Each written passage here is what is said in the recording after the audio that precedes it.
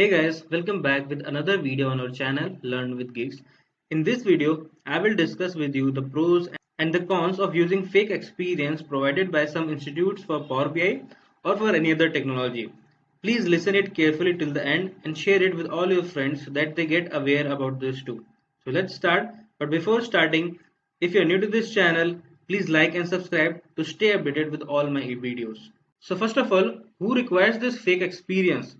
So the people who have few years of gap after graduation due to their personal reasons who want to start their career, professional career without losing those years as it will affect the salary that they will be paid by the companies.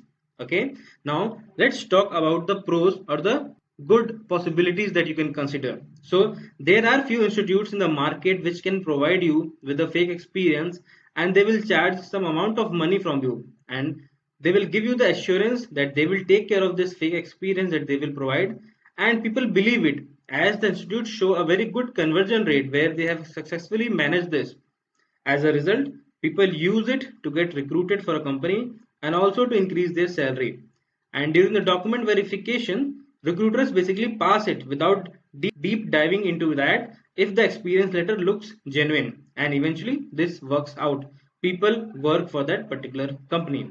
But there is always a but. So now let's talk about some consequence of using fake experience. Okay. So when you have joined the company, the recruiters will be asking for the experience letter to verify and it occurs during the probation period. Now, if they find the experience letter not genuine, they will immediately deep dive into it and would eventually find the truth behind it. Now, if they find it fake, then they will immediately take the action. They will ask you to return all the money the company has provided to you from the beginning. They will give you the termination letter also and blacklist you so that you can't apply to that company anymore. Okay. So this is the consequence of using the fake experience. So as a conclusion, what I would suggest that try to be honest, never use this fake experience as the consequences are very harsh. And if you have gap in your resume, just explain it with the proper reason. And there are companies in the market which accept this gap if explained properly. Okay. So this is what I wanted to share with you. I hope you liked it.